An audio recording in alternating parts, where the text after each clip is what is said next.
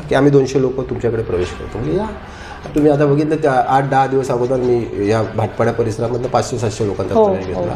आता उद्या परवा पुन्हा 200-250 लोकांचा प्रवेश आहे. तर लोकांना तुम्ही काम काय करता? काही लोकांच्या नावाने 200-200 एकर जमीन आहे. अशा लोकांना असं झालेलं आहे की आम्ही 200 एकर जमीन घेतली, आमच्या मुलाबालांना आमच्या 7 पिढीला संपत नाही, मग आपण काम काय करायचं? फक्त ते नावाला बहुजनमध्ये आहेत, ते ग्राउंड लेवलला काम करत नाही, त्यांच्या नेत्याकडे जातात. जे काही पदाधिकारी आहेत त्यांना आमची स्ट्रिक्ट वॉर्निंग आहे की तुम्ही एक तर धनंजयचं काम करा किंवा पक्षाचं काम करा. ज्या दिवशी धनंजय शिवसेनेत येईल त्या दिवशी मी स्वतः असणार धनंजय जोडीला, प्रश्नच येत नाही.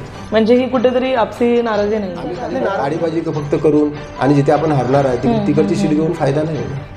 मग कुठेतरी उद्धव साहेब जर 2 सीटसाठी मुख्यमंत्री पद जर त्यांचं कमी पडलं तर केवढा मोठा पश्चाताप.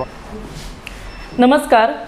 येणाऱ्या काही दिवसांमध्ये आता विधानसभा जी आहे ते येऊन टेपलेली आहे आणि विधानसभेच्या तोंडावर असं म्हटलं जात आहे की 2024ची जी विधानसभा होणार आहे अतिशय लक्षणीय होणार आहे. त्याचं कारण म्हणजे की आता शिंदे वेगळे झालेले आहेत, 2 वेगळे पक्ष झालेले आहेत, अजित पवार वेगळे झालेत आणि ह्यानंतर आता खरी राजनीती जी आहे ती सुरू झाली आहे. खुर्चीसाठीची लढाई ही मोठ्या पक्षांची आता तयारी जी आहे ती सुरू झाली आहे आणि या संपूर्ण प्रकरणामध्ये पालघरकडे खूप जाणीवपूर्वक पाहिलं जातं. त्याचं कारण म्हणजे पालघरमध्ये एक असा पक्ष आहे जो गेल्या अनेक वर्षांपासून आपली सत्ता कायम करून आहे आणि विधानसभेमध्ये आणि नगरसेविकेमध्ये कुठेतरी त्या पक्षाला हलवणं खूप कठीण होतं. परंतु 2024ची विधानसभा असं म्हटलं जातं की खूप चर्चित रंगीत होणार आहे आणि त्याची सुरुवात जी आहे ती पालघरमध्ये पाहायला मिळते. नमस्कार, आपण आहोत आता विरार पूर्वेला आणि आपण आहोत जनार्दन पाटील यांच्या कार्यालयामध्ये. जनार्दन पाटील एक असं नाव आहे जे गेल्या अनेक महिन्यांमध्ये काही अशी कामगिरी त्यांनी केली की शिवसेनेमध्ये सतत चर्चेत आणि राजनीतीमध्ये सतत वरचढ असं कुठेतरी त्यांचं नाव आपण पाहतो. आज आपण त्यांच्याकडे चर्चा करणार आहोत, परंतु त्याआधी आम्ही तुम्हाला सांगू इच्छितो की जन्या मामा यांनी गेल्या काही दिवसांपूर्वीच जे मोठे खासदार आहेत बहुजन विकास आघाडीचे, जे पहिले खासदार पालघरचे म्हटले जातात, त्यांच्या भावाचा सख्या भावाने जे आहे ती उद्धव बाळासाहेब ठाकरे या पक्षामध्ये प्रवेश केला आणि त्याचं संपूर्ण श्रेय मामांना जातं. मामांनी या संपूर्ण राजनीतीमध्ये एक मोठा डावपेच खेळला. यापूर्वी देखील विलास तरेसारखे नेता असू दे, पंकज देशमुख असू दे, सुदेश चौधरी असू दे, हे नेता देखील त्यांनी शिवसेनेकडे खेचले. म्हणजे एक नेता जेव्हा एका पक्षाची म्हणजे सत्ताधारी पक्षाची पायबांधणीला जोडला जातो, अशा नेत्याला शिवसेनेमध्ये आणणं यामध्ये त्यांचा हातखंडच बसलेला आहे. मामांना आपण विचारूया की चक्क एका खासदाराच्या सख्या भावावर डाव टाकणं किती मुश्किल होतं. मामा नमस्कार. नमस्कार. मामा, विलास तरे, पंकज देशमुख, सुदेश चौधरी आणि आता चक्क विजय पाटील आणि आता चक्क खासदारांच्या सख्या भावाचा नंबर लागलाय. काय सांगाल? म्हणजे कसं हे तुम्ही ठरवून करता की हे आपसूक होतंय?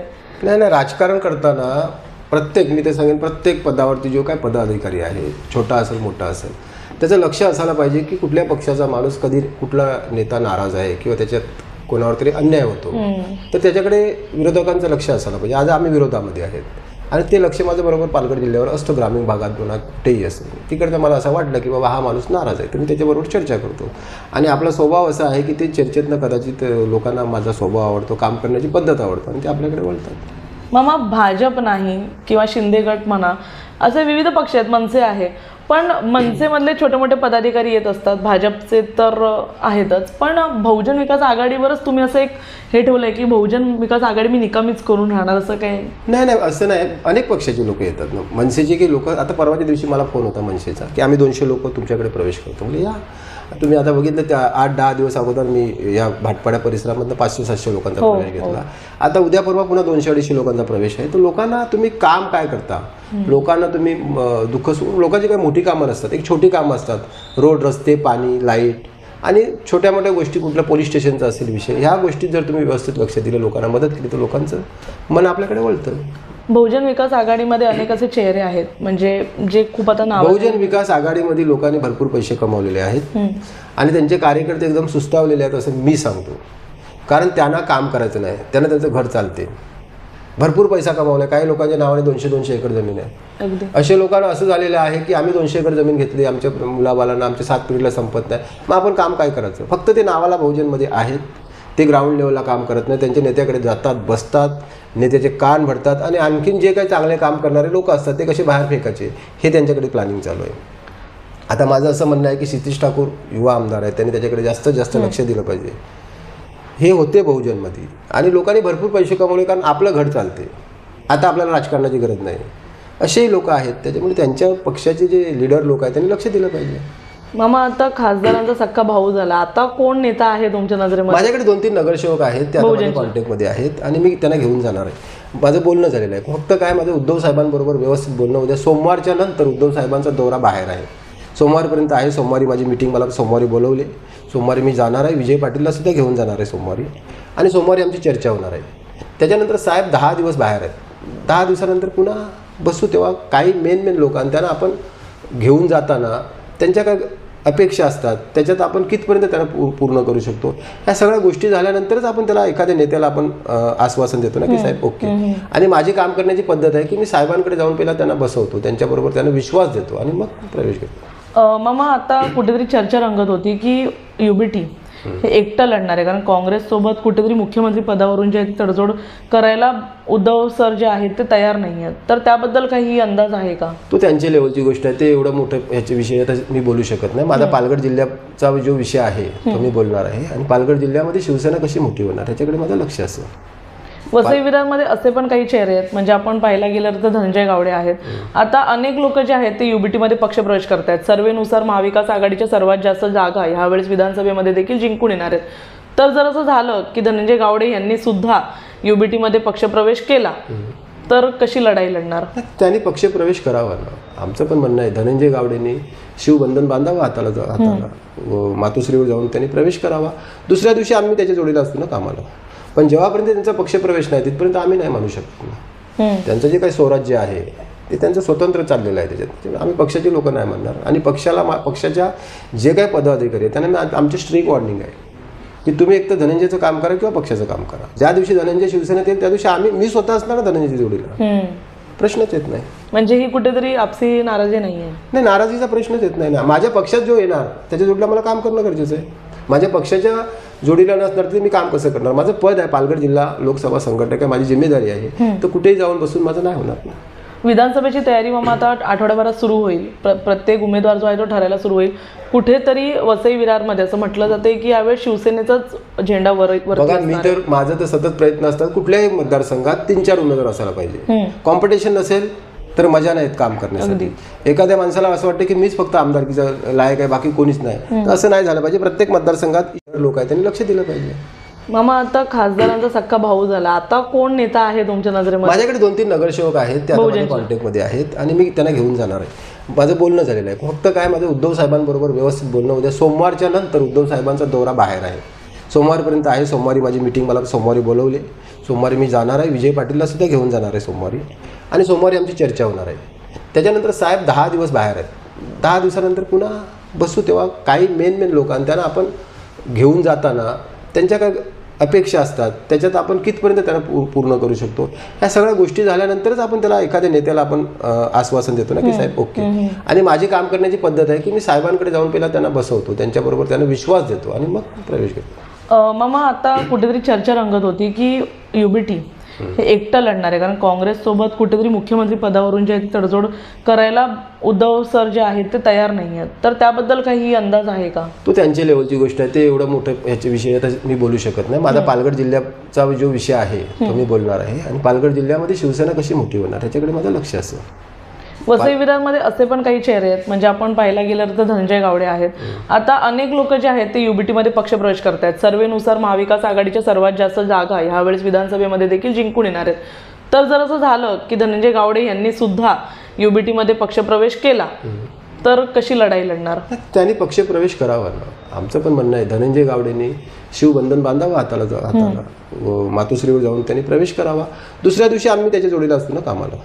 पण जेव्हापर्यंत त्यांचा पक्षप्रवेश नाही तिथपर्यंत आम्ही नाही मानू शकत ना. त्यांचं जे काही स्वराज्य आहे ते त्यांचं स्वतंत्र चाललेलं आहे, त्याच्यात आम्ही पक्षाचे लोक नाही म्हणणार. आणि पक्षाच्या जे काही पदाधिकारी आहेत त्यांना आमची स्ट्रिक्ट वॉर्निंग आहे की तुम्ही एक तर धनंजयचं काम करा किंवा पक्षाचं काम करा. ज्या दिवशी धनंजय शिवसेनेत येईल त्या दिवशी मी स्वतः असणार ना धनंजयच्या जोडीला, प्रश्नच येत नाही. म्हणजे ही कुठेतरी आपसी नाराजी नाही आहे? नाही, नाराजीचा प्रश्नच येत नाही ना. माझ्या पक्षात जो येणार त्याच्या जोडीला मला काम करणं गरजेचं आहे. माझ्या पक्षाच्या जोडीला नसणार तरी मी काम कसं करणार? माझं पद आहे पालघर जिल्हा लोकसभा संघटक आहे, माझी जिम्मेदारी आहे. तर कुठेही जाऊन बसून माझं नाही होणार ना.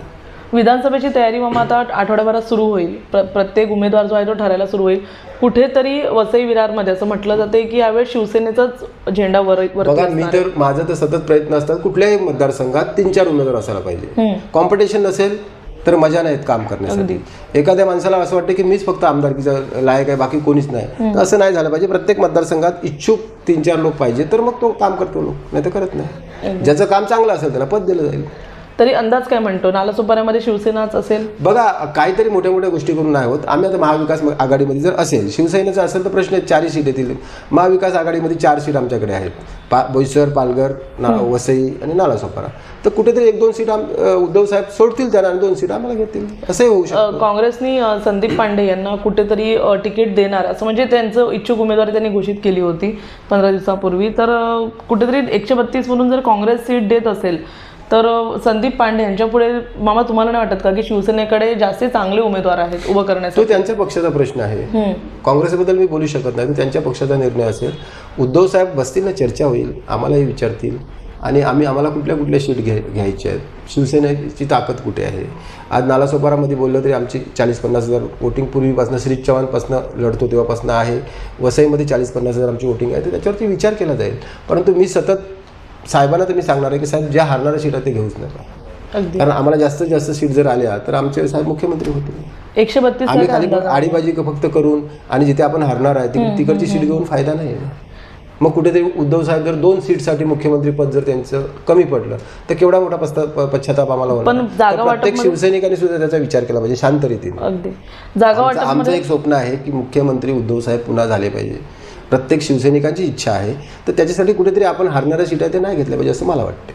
आधीच जागा वाटपमध्ये जे आहेत ते शिवसेनेला काँग्रेसपेक्षा कमी सीट मिळताना दिसत आहेत. कारण काँग्रेस असं म्हणणं आहे की लोकसभेमध्ये आम्ही चांगलं काम केलं होतं म्हणून आम्हाला विधानसभेला जास्त सीट पाहिजेत. मी एवढा मोठा नेता नाही आहे, पण आजपर्यंत इतिहास आहे. बाळासाहेबांनी भाजपच्या डोक्यावर हात ठेवला, भाजप मोठी झाली. उद्धव साहेबांनी काँग्रेसला हात दिला, काँग्रेस मोठी झाली. ज्या लोकांना शिवसेना साथ देते ते पक्ष मोठा होतेच, तर त्यांच्या नेतेमंडळींनी त्याचा विचार केला पाहिजे. कुठेतरी वाटतं का मामा की विधानसभेच्या तोंडावर म्हणजे जेव्हा विधानसभा तोंडावर येईल तेव्हा जे गद्दार गेलेले आहेत ते घरवापसी करतील असं वाटतं का? मुश्किल वाटते मला. उद्धव साहेब मानणार नाही. उद्धव साहेबांचा जो काय आजचा भूमिका जी आहे ती नवीन चेहरे घेऊन आपल्याला महाराष्ट्रात काम करायचं आहे. नालासोपाऱ्यात पण कोण नवीन चेहरा येऊ शकतो की जे ठरलेले आहेत त्यांच्यातच होईल? नाही ना, उद्धव साहेब ठरवतील ना. प्रत्येकाचं तिकडे बसल्यानंतर त्यांच्याबरोबर चर्चा केली जाईल. काम करण्याची कोणाची पद्धत कशी आहे, कोणी किती वर्ष किती काम केले ह्याचा अभ्यास केला जाईल आणि नंतर त्याला उमेदवारी डिक्लेअर. शेवटचा प्रश्न मामा की लोकसभेमध्ये पराभव झाला त्यानंतर भारती कांबडी विधानसभेमध्ये देखील लढणारी चर्चा रंगलेली आहे. नाही, अपेक्षा तर प्रत्येकाची असते ना. पण भारती कांबडी ताईने सुद्धा, ती पण समजदार आहे, विचार करेल त्याच्यावरती की आपल्याला येणारा उमेदवार हवा आहे, खर्च करणारा यश असायला पाहिजे. पूर्वीचे सारखं राजकारण नाही मिळत तिथे. कारण चांगलं वोट बँक आज आमच्याकडे आमची सीट होती बोईसरची, पालघरचे आमचे खासदार येणारे होते. कुठेतरी आर्थिक परिस्थितीने आम्ही कमजोर पडले. 135 ते 125 करोड रुपये एक सीटवरती खर्च केला गेला आणि आमच्याकडे खाली काहीच नव्हतं. आणि त्याच्यानंतर 4-4.25 लाख वोटिंग घेणं म्हणजे छोटी गोष्ट नाही. छोटी गोष्ट नाही. हो, म्हणजे वोटिंग खूप मोठं. आज बहुजन विकास आघाडीचं एवढं मोठं वर्चस्व असतो ना, ते 3 नंबरला गेले, आम्ही 2 नंबरला आहे. म्हणजे आमच्याकडे फायनान्स नाही, आमच्याकडे ताकद नव्हती. एक शिवसेना हा बॅनर होता आणि उद्धव साहेबाला मानणारे लोक होते, त्याच्यामुळे आम्ही 4.25 लाख वोट पार केली. मोठी गोष्ट आहे. धन्यवाद मामा. तर मामांशी आम्ही बोललो, चर्चा झाली. यामध्ये आता बहुजन विकास आघाडीच्या आणखी काही नेते मंडळी किंवा नगरसेवकांचा नंबर आहे असं त्यांचं म्हणणं आहे. कारण आत्तापर्यंत पाहण्यात आलेलं आहे की इतक्या पालघरच्या राजकारणामध्ये मोठ्या प्रमाणात जेव्हा निवडणुका अगदी तोंडावर आलेल्या आहेत तेव्हा मामांनी अशी काही खेळी खेळली आहे की सत्ताधाऱ्यांचे जे महत्त्वाचे नेते असतात, नेते मंडळी असतात, त्यांच्याच किंवा त्यांच्या नातेवाईकांनाच दुसऱ्या पक्षामध्ये घेऊन एक नवीन राजनीती सुरू करायचा त्यांचा प्रयत्न रंगला आहे. खासदार बळीराम जाधव यांचे भाऊ, सख्खे भाऊ, त्यांनी या ठिकाणी प्रवेश केला आणि आता एक नवीन राजनीती जी आहे ती पालघरमध्ये पाहायला मिळणार आहे. त्यामुळे पाहण्यासारखं असेल की विधानसभेच्या तोंडावर मामांनी जसं सांगितलंय तसं आणखी कोणते आणि किती नेते ते बहुजनमधून किंवा इतर पक्षांमधून शिवसेनेमध्ये इनकमिंग करतात. धन्यवाद.